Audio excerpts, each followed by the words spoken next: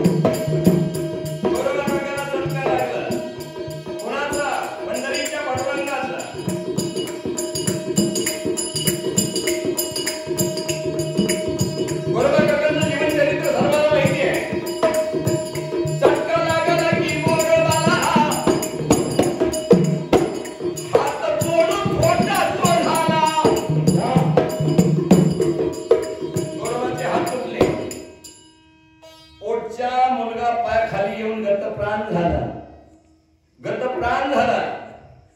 आणि म्हणून एक ठिकाणी अभंगवाणीमध्ये लिहितात की तिने देवा तू कठोर मनाचा कोणाचा तो रे केलो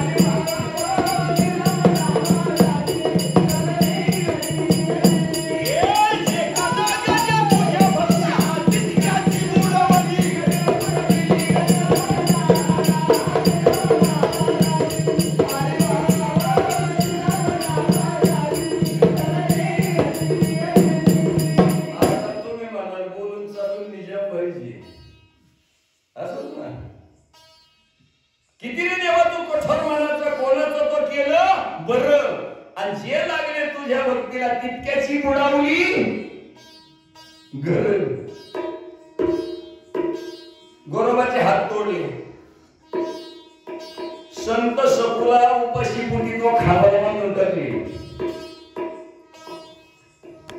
कबीराच्या घरी चिमणी काय दाना ठेवला नाही. चारी भावंडाची आई बापाला मृत्यू दंड दिला. तुकाराम महाराजांची धर्मपत्नी अण्णा वाचून मारली. प्रत्येकाचं तो तेच केलं. पण तुमच्या पायची शपथ घेऊन सांगतो, लय कुंभार जन्माला आले, लय कुंभार जन्माला आले, पण माझ्या गोरोबा सारखा पुन्हा होईल का? मला सांगा, पुन्हा होईल का? पुन्हा होईल का?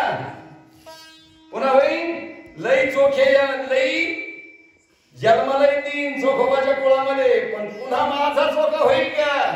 पुन्हा होईल का? लई सखू नावाचे असतील, लई सखूबाई नावाचे असतील, पण पुन्हा ती सकूये का? पुन्हा ती सकूये का? पुन्हा ती सकूये का? तुमच्या मनाची शपथ घेऊन सांगतो, कृष्णाधरीय कराड नगरी क्षत्र बसवले ब्रह्मपुरी, दुराचारी ब्राह्मण नांदे सून सकू भाग्याची खरी. आषाढी मासी ठवा चालला पंढरीला, सखूबाईच्या मनात आलं जाऊ म्हणती यात्रेला. सकू दिंडीत निघाली. सासूच्या मैत्रिणीने येऊन सासूला घराला सांगितलं, आणि सासूबाईनं नवऱ्याला सांगितलं, बघ तुझी बायको किती आगाऊ आहे. हातात काठी लागला पाठी सकू अडवली रस्त्याला. हानीत मारीत घेऊन आला तो घरला. खोलीमध्ये बांधून टाकली किल्ल्या कुलपे महामोरी, दुराचारी ब्राह्मण नांदे सून सकू भाग्याची खरी. आता मला एक सांगा, सखूबाईला खांबाला बांधून टाकली, अंधाऱ्या खोलीमध्ये उपाशी पोटी ठेवली. मग पंढरीच्या पांडुरंगाला निरोप द्यायला तिच्याजवळ मोबाईल होता का? एखादा मिस कॉल दिला का? मावशांनो, तिने एखादा मिस कॉल दिला होता का? मग त्याला कसं कळलं? त्याला कसं कळलं? तिने फक्त अंधाऱ्या खोलीत उपाशी पोटी बांधल्या जागेवर फक्त विनंती केली. काय विनंती केली? अरे अरे भगवंता रुक्मिणी कांता धर्माची मी बहीण, तुझे पाय माझा अंतरले प्राण माझा मी देईन. आली देवाला दया, गेला तेथे चालून, आणि दरवाजापाशी देव पोहोचता कुलप पडली गुरुला. नाक मला बांधून सकुला मोकळी केली देवानं. चंद्रभागेचे स्नान करून पुंडलिकाचे दर्शन. नको नको संसार विठोबा तुझं वाचून व्यर्थ, आणि चरणी ठावते मला गुंतले तुझ्या नामात. गरुड खांबाशी उभी राहिली जोडून दोन्ही हात, आणि पाहता पाहता देह ठेवला निघून गेली स्वर्गात. प्रेत पडले आहे कोणाचे कोणी ओळखीना गर्दीत, आणि कराडगावची यात्रा फिरली त्यांनी पाहिली आऊची. बेलकाष्टे जमा करून सकूला घातली सारनात. सकू जळाली यात्रा फिरली माघारी, दुराचारी ब्राह्मण नांदे सून सकू भाग्याची खरी. जळाले ना चंद्रभागेच्या वाळवंटामध्ये, अग्निदाव झाला ना. पण जगाची आई रुक्मिणी बोले सत्यभामेला देव गुंतले सकू घरी, वारकऱ्याच्या आल्या फौजा सुनी दिसती पंढरी. जगाच्या आईनं पत्र लिहिलं कोणाला? कैलासपतीच्या कारकुनाला. कैलासपतीचे कारकुन कोण? यमाची. रुक्मिणीने पत्र लिहिले यमपुरी, आणि ब्राह्मणाची सून सकू धाडून द्या लवकरी. जगाच्या आईचं पत्र मिळाल्यावर चंद्रभागेमध्ये येऊन त्याने हाडे जमा केली सारी. आदिशक्तीने अमृत शिंपून सकू जीवन केली खरी. सकू उठली धाडून दिली जा म्हणे लवकरी, आणि दरवाजापाशी सकू पोहोचता दिवाले पंढरी. अशी सकू पुन्हा जन्मल का? अशी सकू पुन्हा जन्माला येईल. आणि म्हणून नाथ बाबा लिहितात, चटका लागला गोरोबाला, हात तोडून थोटा झाला. हात तोडून थोटा झाला म्हणजे तरढोकी गावात गोरोबा राहता मोठे भाविभक्त जातीचा कुंभार. अहर्निशी पांडुरंग ध्यान करी भजन गोरा कुंभार. एके दिवशी प्रकार काय झाला, पत्नी बोलले त्याला, जाते पाण्याला सांभाळा मुला. असं गोरोबा होते ध्यानात मुखी नामास. मूळ खेळत आले, चिखलात गेले, गोरोबा भले नव्हते ध्यानास. मूळ पायाखाली आलो, तुडवीला गेलं मुखलं प्राणास. बायको परत आली, अहो लेकरू कुठे आहे? पुढं दिसत नाही, आणि हे नामात दंगे. बायको काय बोलती? ध्यानात नाही. शेवटी चिखल लाल कशाला झाला म्हणून बायकोने चिखलात हात घातला, मुलाचा हात हातात आला, तिने टाहो फोडला, किंकाळी फोडली. याच्या विठ्याला मातीत घाला माझं घर बुडावून. आणि पांडुरंगाला शिवी कोण देतो म्हणून डोळे उघडले तर बायको शिवी देती. माझ्या पांडुरंगाला का शिवी देती? अरे बाप एक हैवान, अरे लेकरू पायाखाली तुडून मेलं. पण गोरवाला भान नाही, माझ्या पांडुरंगाला शिवी का देती म्हणून मारायला झाला. बायकोने सांगितलं माझ्या अंगाला बोट लावाल तर तुम्हाला पांडुरंगाची शपथ आहे. यशमीला बाई धरून अकळवाशी गोरोबा, माझ्या अंगाला बोट लावाल तर पांडुरंगाची शपथ म्हणून गोरोबा पाठीमागं फिरले, पुन्हा ध्यानात बसले. काही दिवस निघून गेले, एक मूल होतं ते गेलं. शेवटी पत्नीने विचार केला, अहो म्हणली आपल्याला दुसरं मूल व्हायला पाहिजे. गोरोबाने सांगितलं ते वंश गेला खाद्यात. शपथ काय घातली? काय शपथ घातली? जर बोट अंगाला लावलं तर पांडुरंगाची वंश खड्ड्यात गेला, मी बोट लावणार नाही. मग मूल होण्याचा काही संबंध राहिला का? शेवटी तिने विचार केला हा विरागी शपथ मोडणार नाही आणि मला मूल होणार नाही. बापाकडे गेली, बापाला सांगितलं अगदी बाई सवत म्हणून द्या, तवावस वाढून. सासऱ्याने पुन्हा धाकटी मुलगी गोरोबाला दिली.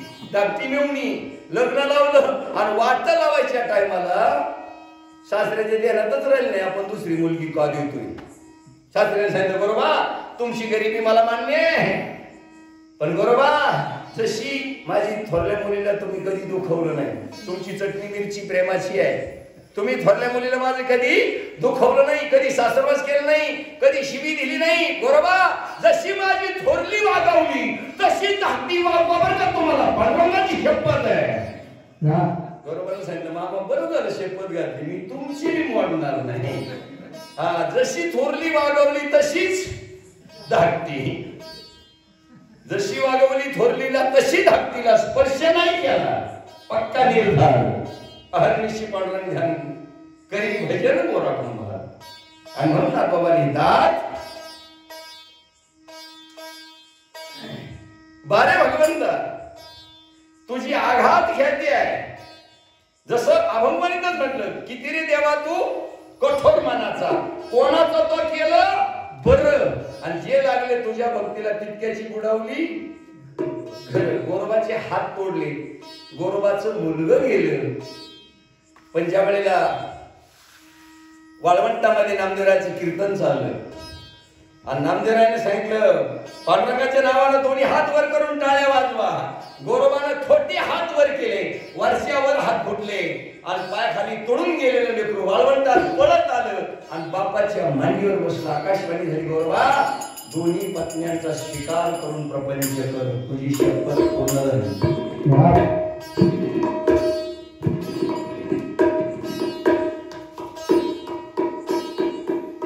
आणि म्हणून किती देवा तू दयाळू मनाचा, किती देवा तू दयाळू मनाचा,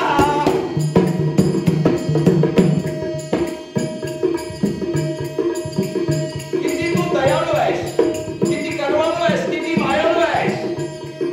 किती देवा तू दयाळू मनाचा, भक्तीची तुला बहुगुणी, भक्तीची तुला बहुगुणी.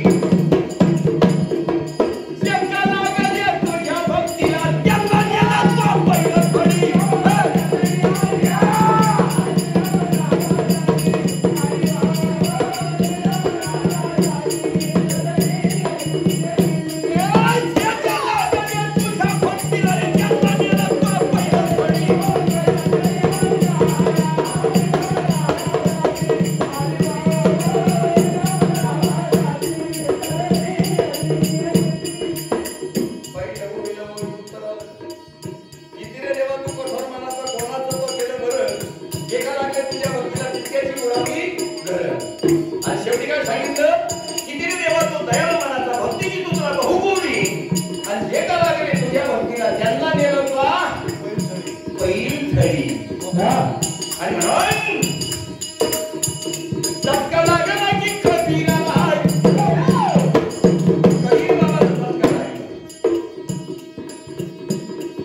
ज्ञानेश्वर बाबडे यांनी नामदेवला कीर्तन करीत असताना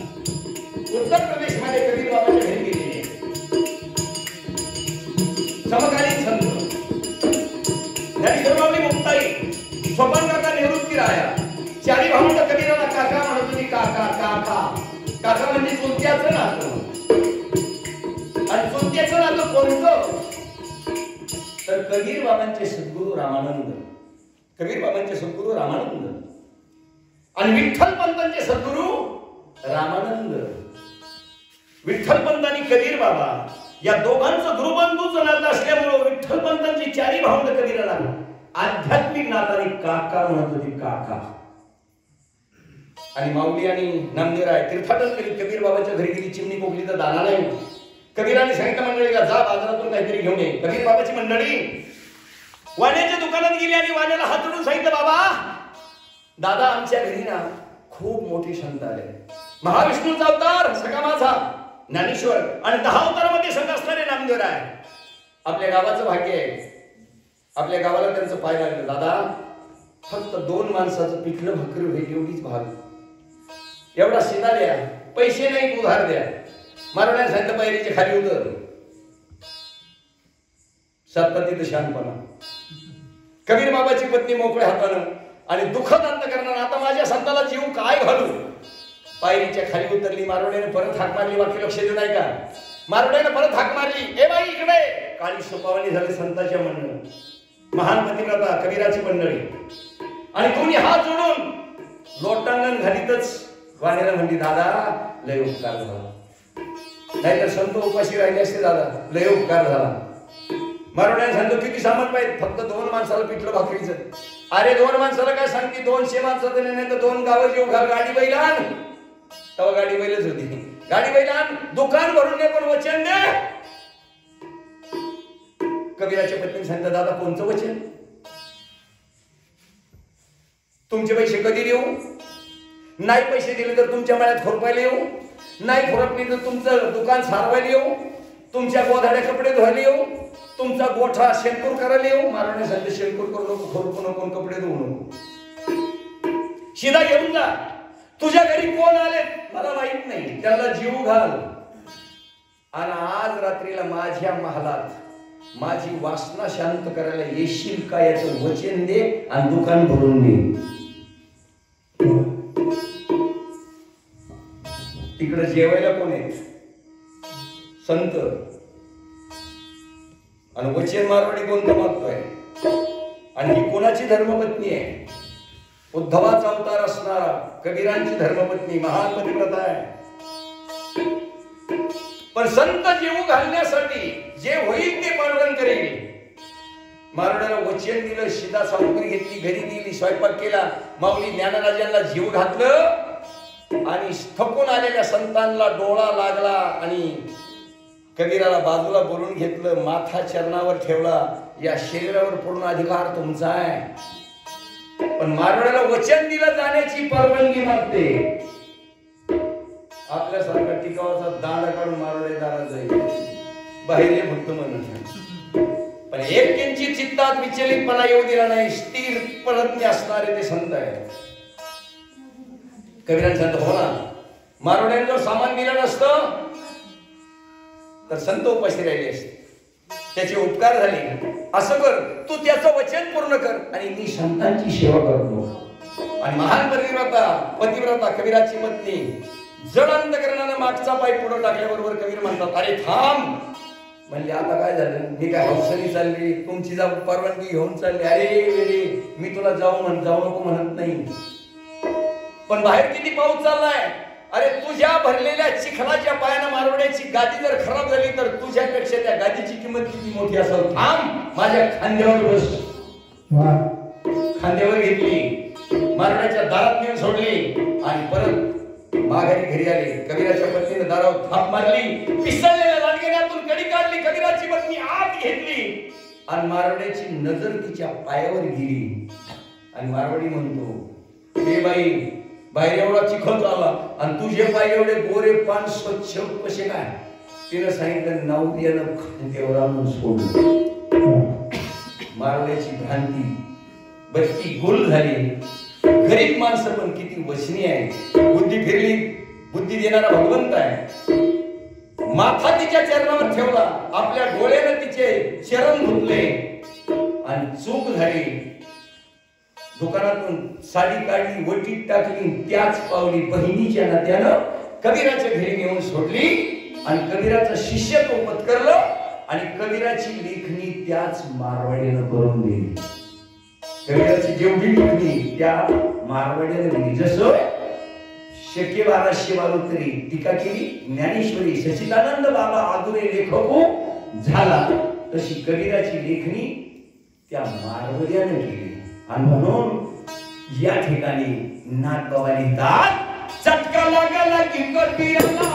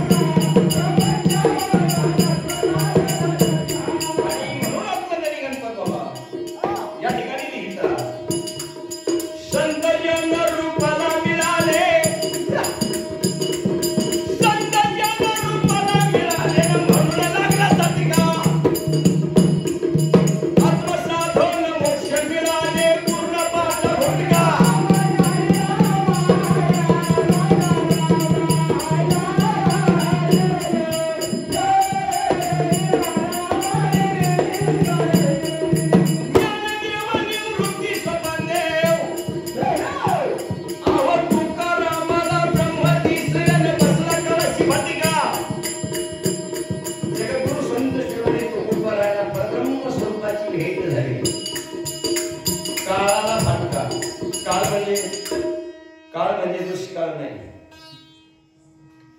तुमच्या माझ्या सगळे एकदा काळ येणार आहे. सगळे काळ आहे. तो काळ कोणता? अंतकाळ. अंतकाळ सगळ्याला आज्ञा होणार. ती आज्ञा कोणती? देवाज्ञा. तेवढाच काळ आहे. एक काळ प्रत्येकाला. ज्याला जन्म आहे त्याला मृत्यू अटळ आहे. मृत्यू सामान्य नाही. जन्म जसा सामान्य नाही. 9 महिने 9 दिवस आईच्या उदरामध्ये आईने जे भक्षण केलं त्या पदार्थाचा आपण मुकाबला केलेला आहे. लक्ष 84 फिरलो वाक्य लक्ष नाही का? 4 खाली दारा दांड दूध बीज आणि स्वदेश प्रत्येक खाली 21 लक्ष 21 चौक 84 20 लक्ष वेळा वृक्षणी फेरा फिरलो. 10 लक्ष वेळा पशुपक्षाच्या योनी फेरा फिरलो. 9 लक्ष वेळा पाण्यात जन्म घेतला. 11 लक्ष वेळा कीटक जन्म घेतला. 30 लक्ष वेळा आजचे स्थळी योनी जन्म घेतला. खाली राहिल्या 4 लक्ष आणि त्याच्यात लगाव बाबाचा नंबर तुमचा माझा लागला. माझ्या माई बहिणींचा लागला. स्त्री असो नाही तर पुरुष असो आपण नर जन्मामध्ये आलेलो. नर जन्म मिळणार नाही पुन्हा तुला. नर जन्म मिळणार नाही पुन्हा. हरी मुख्य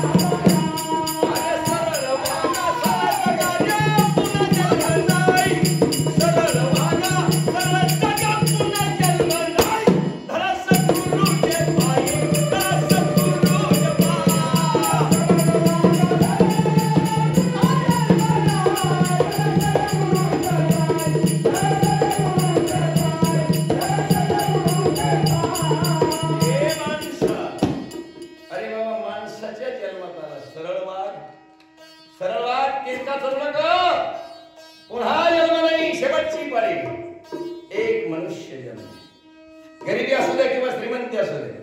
गरिबी आली लाजू नको. श्रीमंती आली माजू नको.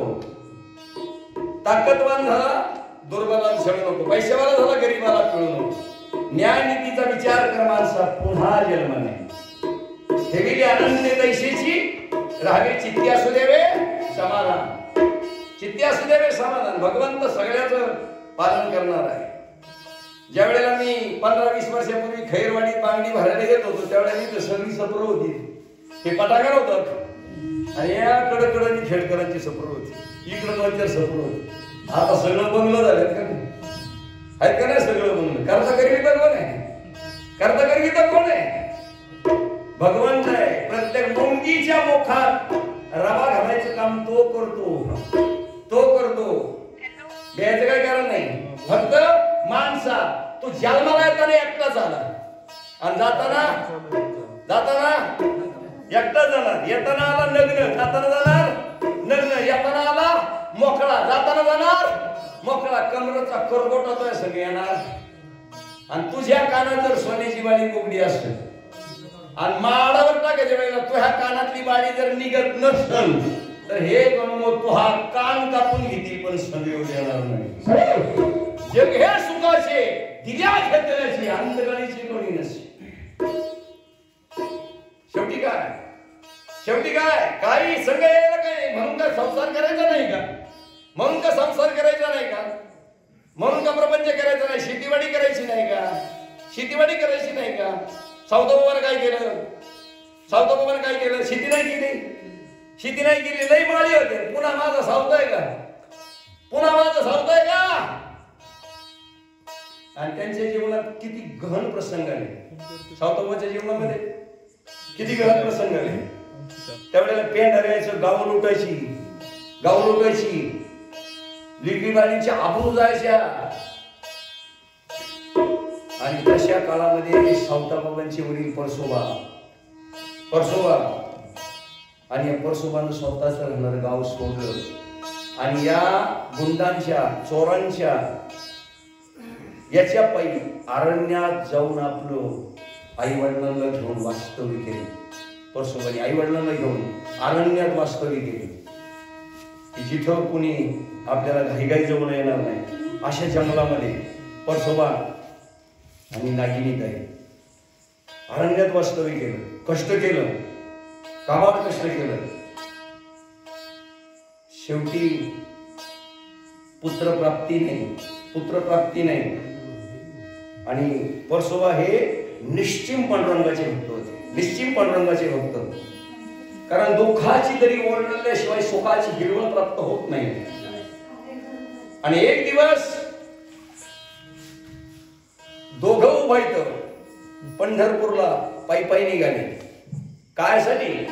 पांडुरंगाला घराणं सांगण्यासाठी. पांडुरंगाला घराणं सांगायचं. कोणतं घराणं सांगायचं? काही मागितलं नाही. कष्ट करायचे, मेहनत करायचे, जंगलात राहायचे, अरण्यात राहत होते. म्हणून त्या गावाचं नाव काय पडलं?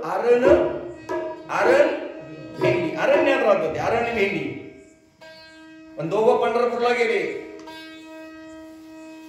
तिथं भजनात कीर्तनात दंग झाले पण पांडुरंगाचं दार उघडं मिळालं नाही, दर्शन मिळालं नाही. शेवटी दोघं जण जाऊन एका आश्रम शाळेमध्ये दोघं निवाऱ्याला गेली रात्री 12-1 वाजता. आणि परसोबाने विचार केला. मंडळीला थोडा डोळा लागला, नागिनीताईला थोडा डोळा लागला आणि परसोबाने विचार केला एखाद्या वेळेस दरवाजा उघडा आहे का बघून यावा. आणि म्हणून परसोबा मंडळीला न सांगता पांडुरंगाच्या दारात गेले. रात्रीचे 2 वाजल्याची वेळ, काळोख रात्र. त्यावेळी त्या लाईटी नव्हत्या. आणि ज्यावेळेला हे परसोबा पांडुरंगाच्या दारात ज्यावेळेला गेले, सहज न जाणं, आपण एवढ्या लांबून आलो पांडुरंगाला घराणं सांगायला, पांडुरंगाची भेट जर झाली नाही तर काय फायदा आहे. हे परसोबा दारात गेले आणि पांडुरंगाच्या दाराच्या कुलपाचा खट्टदिशी आवाज आला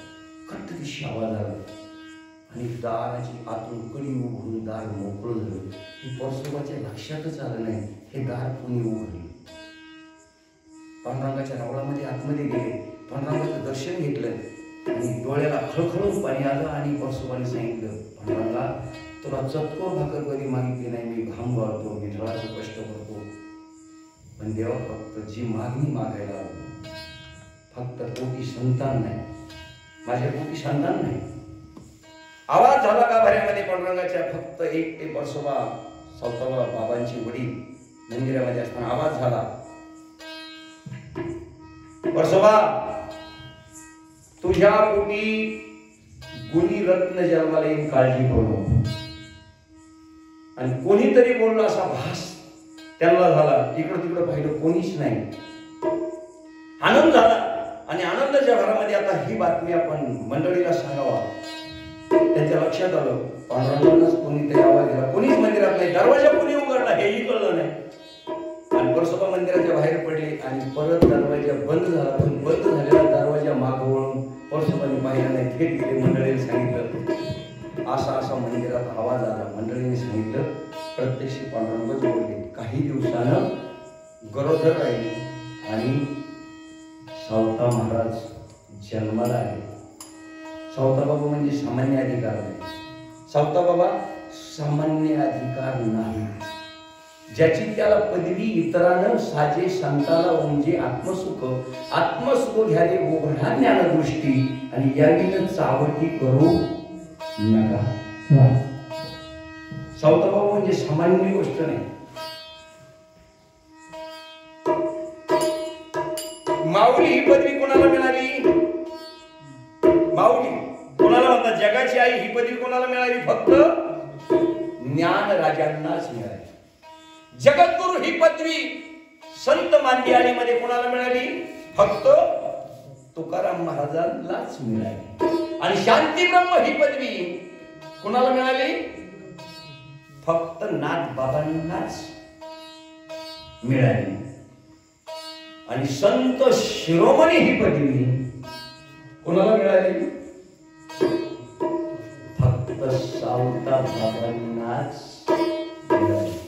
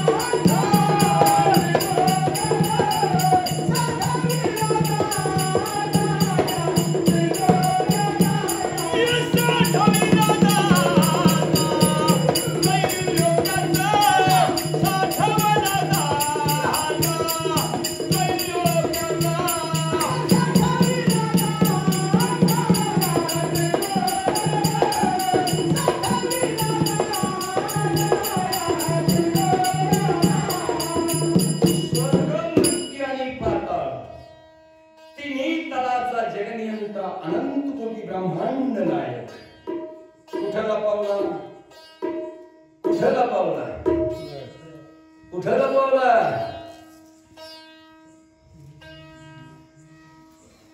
हृदयात.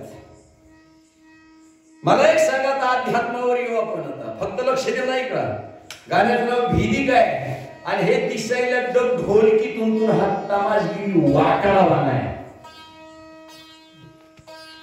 पण जसं चोखा मेळ्याने म्हटलं, नदी डोंगी परी जल नव्हे डोंगा. काय बोलला शिवरलिया? हा वरचा डब ढोलकी तुंतून हा वरचा रंग आहे. आंतररंग अभंगवाणीच वाक्य रचना. ऊस डोंगा रस नव्हे डोंगा. काय बोलला वरलिया रंगा? कमान डोंगी तीर नव्हे डोंगा. काय बोलला वरलिया रंगा? चोखा डोंगा भाव नव्हे डोंगा. काय बोलला वरलिया रंगा? तसा हा वरचा रंग आहे. मला एक सांगा, ज्या वेळेला पांडुरंगाला सावता बाबानं जागा पुढे दिली लपायला, माझ्या मागे चोर लागले, मला लपो, पुढे जागा दिली, काय चिरलं? स्वतःच हृदय चिरलं. आणि पांडुरंगाला जागा आत बसायला दिली. बाहेर काय राहिला होता? बाहेर काय राहिला? वाक्य, मी तुमच्यापेक्षा मोठा नाही, मी तुम्हाला ज्ञान शिकवायला लागलो. तुमच्या चरणाचा रज, तुमच्या दासाचा दास, तुमच्या सेवकाचा सेवक, आणि तुमच्या पायाखालची माती म्हणून फक्त तुमची सेवा करायला उभा आहे. पांडुरंगाचा बाहेर काय राहिला होता? शेला. शेला ओळखला कोणी? बोलत जा. कोणी ओळखला? कोणी ओळखला? ज्ञानाने. कोणी ओळखला? बोलत जा. कोणी ओळखला? ज्ञानाने, म्हणजे माऊली. शेला बाहेर राहिला. कुठं लपला? चोर कुठं लपला? इथं लपला. कुणाच्या? सावता बाबाच्या हृदयात लपला.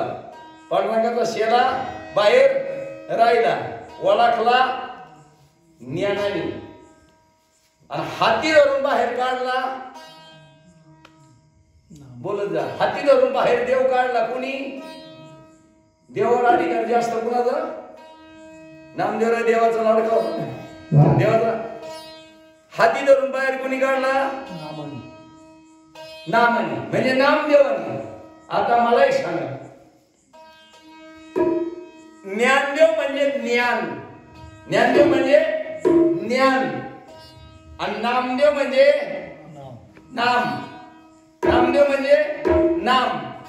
आता जर तुमच्या माझ्यामध्ये जर ज्ञान असेल, आता जर तुमच्या माझ्यामध्ये ज्ञान असेल, आणि ज्ञानाच्या योगे आपण अखंड जर नाम घेत असेल, अखंड नाम. आता नाम कोणतं? नाम नाम नाम. नाव नाही, नाव नाही, नाव नाही, नाम नाम नाम. वाचेने घेतलं जातं ते नाव असतं. वाचेने घेतलं जातं ते नाव असतं, आणि श्वासात जपले जातं ते नाम असतं. श्वासात जपले जातं ते नाम असतं, आणि नामाची महती पटवून देणारे सद्गुरू असतात. सद्गुरू असतात. आणि म्हणून तुकाराम महाराज लिहितात, प्रणव वाचक श्वासोश्वास हा तारक उपदेश, परी हे गुरु कृपेचे देणे बिरला भाग्यवंत झाले. आजही तुमच्या माझ्यामध्ये पांडुरंग आहे, आजही आपल्यामध्ये आहे. पण येतो जातो कशाने? श्वासाने. येतो जातो काय? वाक्याला छिद्र आहे का? येतो जातो कशाने? श्वासाने. कोरोना कशावर आलाय? कोरोना कशावर आलाय? कशावर आहे कोरोना? आता श्वासावर. आणि त्या पांडुरंगाची, त्या सावताबाबाची आपल्यावर कृपा आहे का नाही? कोरोनाच्या काळात आपण सगळेजण कार्यक्रमासाठी जिवंत आहोत ना. हो. बरीच माणसं म्हणते देव नाही, देव नाही. कुठला काळाचा देव आलाय? बावळ्या, देव नाही. फक्त नागतोंड दाबून बघा, मुंकलन देव आहे का नाही? आणि म्हणून आमची जनाबाई अभंगामध्ये लिहितात, जन्मभराच्या स्वसैत के, जन्मभराच्या स्वसैत के, मुजले हरिना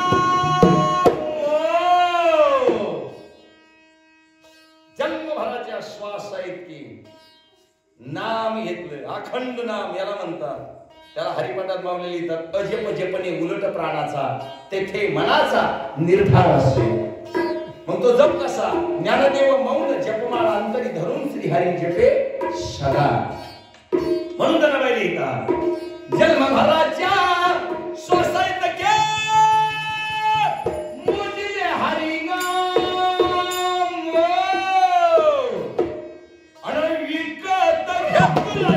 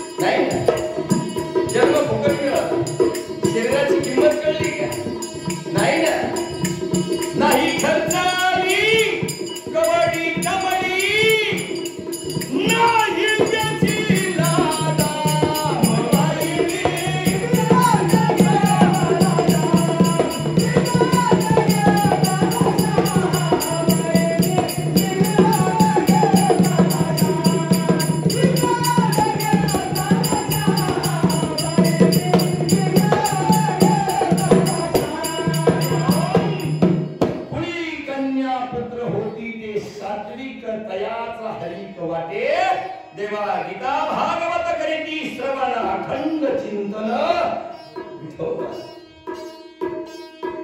आणि म्हणून नामदेव राय लिहितात नाम भाने त्यांचा जन्म सफलला.